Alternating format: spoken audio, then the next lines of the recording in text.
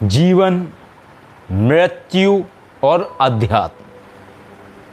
तो ये समझने का विषय है। कोई दुविधा है ही नहीं जीवन के अंदर, हर बात का समाधान है, चिंता का कोई विषय है ही नहीं। जीवन में सुख भोगना, सुख भोगते हुए परमात्मा को याद करना, ऐसी प्लानिंग करना जिसमें जीवन के बाद भी सुख मिले, ये यात्रा है। जन्म मृत्यु ये एक पड़ाव है, यात्रा है, ये खत्म होने वाला विषय नहीं है। और बार बार ये पड़ाव आता है, जैसे दिन और रात है वैसे ही ये पड़ाव बार बार है। जन्म मृत्यु ये चलता रहेगा, खत्म होने का विषय नहीं है। ये ऐसा है कि एक जगह धूप है, एक जगह छांव है। आप चलते चले जा रहे हैं, चलते चले जा रहे हैं, कहीं वृक्ष आ जा रहे हैं, छांव मिल जा रही है, फिर आप चलते चले जा रहे हैं, कहीं चिलचिलाती धूप मिल जा रही है, फिर आप चलते चले जा रहे हैं, वृक्ष आते जा रहे हैं। ये चलता रहेगा जब तक डेस्टिनेशन पे नहीं पहुंच जाएंगे, जब तक गंतव्य पे नहीं पहुंच जाएंगे। और गंतव्य है मोक्ष, गंतव्य मोक्ष है। और उस गंतव्य तक पहुंचना ही प्रत्येक जीवात्मा का ध्येय है। परमात्मा के मोक्ष का खेल है। परमात्मा के मोक्ष को हमने बहुत अच्छी तरीके से परिभाषित किया है गुप्त रहस्य अनावरण पुस्तक में, परमात्मा का मोक्ष का खेल नामक जो चैप्टर है उसके अंदर। तो ये खेल है, ये चलता रहेगा। अब अनुभूतियां हैं, अनुभूतियों का विषय आता है कि अनुभूति क्या है। मरने से पहले, मरने से पहले की सिर्फ एक अनुभूति है, ब्लैंक। मौत की अनुभूति हमने कई बार ली है, लेकिन उसमें जो सबसे प्रबलतम मौत की अनुभूति थी वो थी जब हमारी ही शक्ति, हमारी ही जो मूल शक्ति है, मूल देवी है, मां तताक्षी, वो जब हमारे शरीर के ऊपर पूर्ण वेगमय रूप में हावी हुई तो आत्मा अपने स्थान से अग्रसर होने लगे। शक्तियों के जो वेग है उसको कोई मनुष्य सहन नहीं कर सकता है अगर शक्तियां अपने पूर्ण वेग में आ जाएं। मैं नाग देवी का उदाहरण यहां दे रहा हूं जो हमने अनुभव किया। वो एक्सपीरियंस सबसे डरावना था। ऐसे ही जैसे आपके समक्ष अभी बैठे बातें कर रहे हैं, अगर एक सेकंड के लिए ऐसी आंखें बंद करें और एकदम से बिना सोए वो अनुभव आपको होने लगे, आपको पता लगे कि आपके शरीर के ऊपर कोई हावी हो चुका है और धीरे धीरे आपका पूरा शरीर जड़ हो जाए, आपको पता लगे कि आपकी आत्मा जो है वो आत्मा केवल माइंड के अंदर है। क्योंकि आत्मा, जहां तक मैं समझता हूं, मेरा अपना निजी अध्ययन है कि जो ये जीवात्मा होती है प्रत्येक व्यक्ति के कर्मों के आधार पर ही शरीर से निकलने के अलग अलग मार्ग चुनती है। यदि जीवात्मा काफी उच्च श्रेणी की है तो वो ऊपर के मार्ग से शरीर के अंदर से निकलने की चेष्टा करती है। कई लोगों की जीवात्मा जो उनके कर्म हैं जीवन के, उन जीवन के कर्मों पर आधारित होकर शरीर के निचले अंगों से उनकी जीवात्मा बाहर निकलती है। जीवात्मा एक हवा है, वो हवा जो अदृश्य है, जो दिखाई नहीं देती है।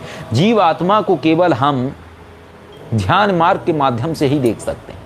और जब ध्यान मार्ग के माध्यम से हम जीवात्मा को देखने की कोशिश करते हैं, दिव्य दृष्टि के माध्यम से, अंतर्ज्ञान के माध्यम से, तो जीवात्मा प्रकाशमय दिखाई देती है। लेकिन ये प्रकाश केवल हम अंतर्दृष्टि से ही देख सकते हैं। ये प्रकाश वैसा ही है जिस तरीके से आभा मंडल को कभी आप नग्न आंखों से नहीं देख सकते हैं। आप अब विषय आएगा कि आभा मंडल होता क्या है, वो समझने का विषय है। आभा मंडल जो होता है, आपने कई फोटो देखे होंगे या प्रतिमा देख रहे हैं तो प्रतिमा माँ की रखी हुई है ये, तो आभा मंडल मुकुट के पीछे आपने एक गोल सर्किल देखा होगा, कई फोटोज में देखा होगा। तो वो जो गोल सर्किल आप देखते हैं सूरज जैसा चमकता हुआ प्रत्येक भगवान के पीछे, कई नानक जी के फोटो में भी आपने देखा होगा, तो उस चमकते हुए घेरे को आभा मंडल कहा जाता है। और ये आभा मंडल जो होता है ये एक तरीके से व्यक्ति के जो पृष्ठभाग है, मनुष्य की यहाँ बात कर रहा हूँ, पृष्ठभाग पे जो सहस्त्रार चक्र है वो एक तरीके से प्रत्यक्ष हो जाता है, साकार हो जाता है। और साकार होने का तात्पर्य है कि उसकी तरंगें इतनी प्रबल होती हैं जो बाहर एक ओरा क्रिएट कर देती हैं, उसको आभा मंडल कहा जाता है। और देव शक्तियों में भी यही चीज़ देखने को मिलती है, क्योंकि उनकी ऊर्जा का वेग उससे परिभाषित होता है आभा मंडल से। तो जिस तरीके से आभा मंडल को नग्न आंखों से नहीं देखा जा सकता है, वैसे ही जीवात्मा को भी नग्न आंखों से नहीं देखा जा सकता है। विशुद्ध जीवात्मा, विशुद्ध का तात्पर्य यहाँ पे ये है कि कोई छेड़छाड़ ना हो उसके साथ में, कोई तंत्र क्रिया में बंधित जीवात्मा ना हो। कई बार आपने मूठ का नाम सुना होगा। ये जो मूठ विषय है, ये एक तरीके से किसी आत्मा को बंधित करके किसी दूसरे व्यक्ति को मारने की चेष्टा करने वाली प्रणाली होती है, जिसमें कई बार लोग हांडी उड़ाना भी बोलते हैं। लोग कैसे करते हैं ये विषय का जानकारी नहीं है, लेकिन मैंने बचपन में देखा था, ये अपनी आंखों से देखा था। और ज़्यादा ऊंचाई पे नहीं, तकरीबन 15 फीट की ऊंचाई पे मैंने देखा था कि आग का एक इतना बड़ा घेरा हवा में उड़ता हुआ जा रहा था। बड़ा रहस्यमय था, कुछ दूरी तक जाता दिखाई दिया और गायब हो गया। तो ऐसी चीज़ें होती हैं जो समझने का विषय है।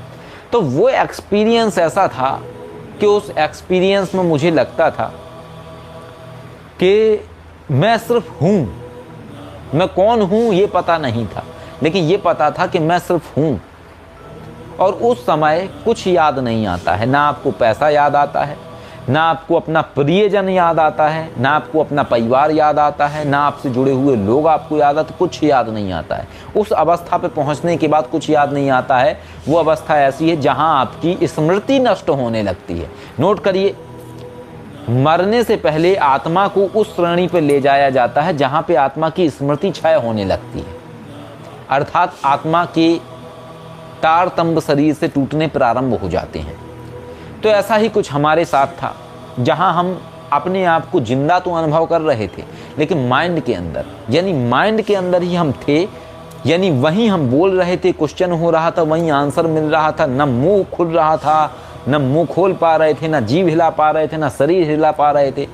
इसको ज़्यादातर लोगों को अगर परिभाषित करें तो जैसे स्लीप पैरालाइसिस होता है, उसी तरीके का ये कॉन्सेप्ट था। लेकिन इसको स्लीप पैरालाइसिस नहीं कह सकते, उसके लिए सोना ज़रूरी है। लेकिन मैं बैठे बैठे अगर आंखें बंद करूँ ये हो जाए तो इसको सोना नहीं कहा जा सकता है। मैं सोया ही नहीं हूँ, जागा हुआ हूँ। ये मैंने विस्तार में किसी और वीडियो में बताया है यहाँ, लेकिन मैं संक्षेप में वो अनुभूति समझाने की कोशिश कर रहा हूँ केवल। तो ऐसा एक्सपीरियंस हमारे साथ हुआ, और हमसे पहले ये एक्सपीरियंस हमारा जो शिष्य था उस समय उसको हुआ था, लेकिन मैंने उसकी बात को गौर नहीं किया। ये शक्ति की अनुभूति थी, और शक्ति का वेग जब बढ़ता है तब ऐसा अनुभव होता है। और यही कारण है कई सारे लोग जो हैं, कई साधक साधनाओं में मर जाते हैं, शक्ति के वेग को ही नहीं सहन कर पाते हैं। तो वो चीज़ है। लेकिन यहाँ अनुभूति केवल मौत की है कि मौत में क्या अनुभव होता है। तो उस समय सारे मैंने मंत्र कर लिए। मैं उन्हीं नाग देवी का मंत्र किया, कोई रिजल्ट ना आया। नाग देवी से प्राप्त जो मंत्र थे वो करे, कोई रिजल्ट ना आया। तब एकदम विचारों में कौंधा कि गुरु मंत्र ही है जो तुम्हें बचा सकता है। और इत्तेफाकन गुरु मंत्र जो था वो गुरु मंत्र माँ दुर्गा से जुड़ा हुआ था। और जैसे ही मंत्र उच्चारण किया, पकड़ ढीली होती चली गई। ऐसा लगने लगा कि अब मेरा मुंह पर नियंत्रण है, अब मैं दिमाग के अंदर नहीं हूँ। धीरे धीरे मैं पूरे शरीर में हूँ और शरीर मेरे कंट्रोल में है। शरीर में चेतना वापस आ गई।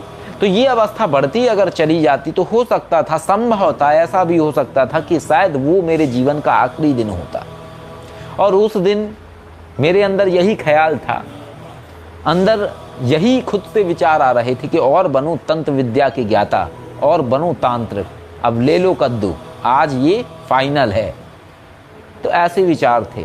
और जब ये चीज़ बढ़ती चली जाती तो वो बाहर निकलने का प्रोसेस था, यानी पहले यहाँ से ऊपर, ऊपर से यहाँ, यहाँ से यहाँ, और फिर ये जो ये होता है चोटी वाला स्थान, ब्रह्मरंध्र इसको कहा जाता है। कई बार आत्मा यहाँ के रास्ते बाहर निकल जाती है, चली जाती है, और यही प्रबलतम मार्ग है। यहीं से ही कोई नेगेटिव एनर्जी भी आपकी बॉडी के अंदर एंटर होने की कोशिश करती है, पॉजिटिव एनर्जीज भी यहीं से। ये चोटी का स्थान बहुत महत्वपूर्ण माना जाता है।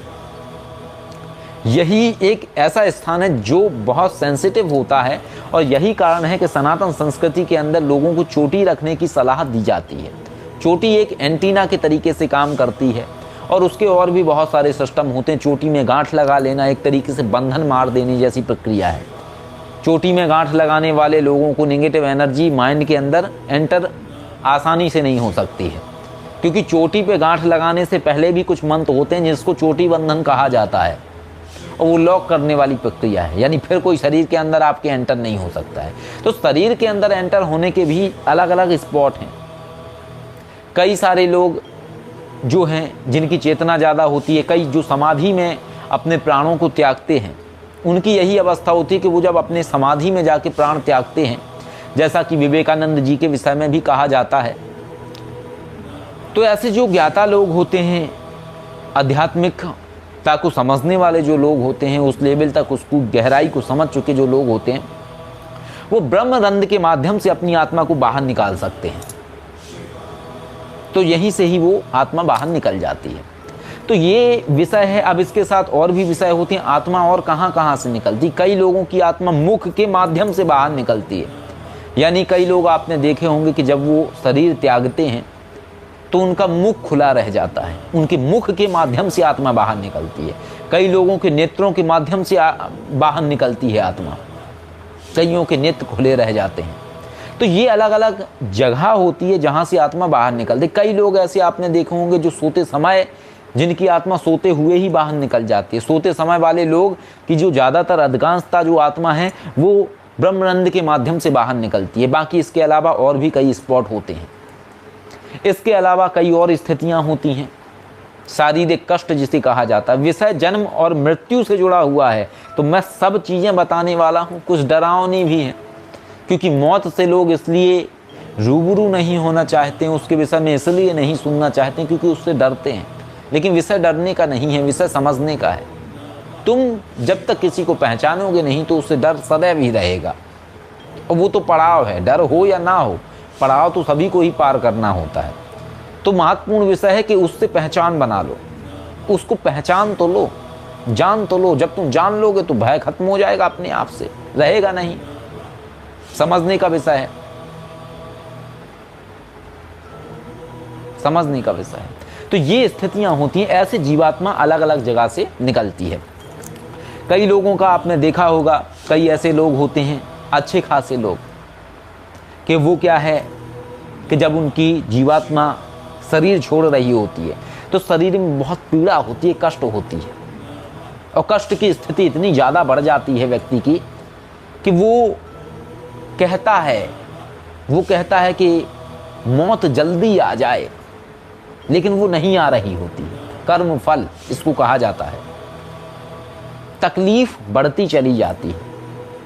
अब यहाँ विषय जो है ये एक सामान्य व्यक्ति को लेकर विषय है। यहाँ मैं योगी की बात नहीं करूँगा, क्योंकि जो योगी होते हैं, सन्यासी होते हैं, सिद्ध होते हैं, अगर उन्हें जीवन में कष्ट मिल रहा होता है और उनके पास ऐसी क्षमताएं हैं कि वो अपने कष्ट को हटा सकते हैं, फिर भी वो कष्ट में जी रहे होते हैं, तो उसके पीछे एक और पॉइंट होता है, और वो पॉइंट ये होता है कि कर्म फल से अपने कोई नहीं भाग सकता है। अगर वो उस जीवन में अपने उस कर्म फल को रोक देंगे, अगले हिस्से में जुड़ जाएगा। दर्द खत्म नहीं होता है, उसको बांटा जा सकता है कई हिस्से में। मैंने एक वीडियो में बताया था आपको। तो यहाँ सामान्य मनुष्य की बात हो रही है। तो कई ऐसे लोग हैं जो कष्ट में रहते हैं, कई ऐसे लोग हैं जो शरीर से जीवात्मा निकलने से पहले मल त्याग कर देते हैं, कई ऐसे लोग हैं कि शरीर से जीवात्मा जब निकल रही होती तब बाथरूम कर देते हैं। ऐसी स्थितियां होती हैं, लोगों के साथ हुई हैं, बहुत लोगों के साथ में। ये जीवन की स्थितियां हैं, जीवन की अवस्थाएं हैं। इसलिए कहा जाता है कि जीवन जीने के लिए मत जियो, जीवन मरने के लिए जियो। चुनाव करो कि तुम मौत कैसी चाहते हो। कर्म ऐसे करो जहां पे मौत सुकून की हो। कर्म ऐसे करो कि वो चेक पोस्ट पार आसानी से कर सको। ऐसा ना हो कि चेक पोस्ट पार करते हुए आपको इनलीगल घोषित कर दिया जाए और वहां खड़े जो लोग हैं वो मार मार के लाठी आपको सुझा दें। ऐसा ना हो। ऐसा हो कि आप लीगल तरीके से चेक पोस्ट तुरंत पार कर लें। सारा खेल चेक पोस्ट का है केवल।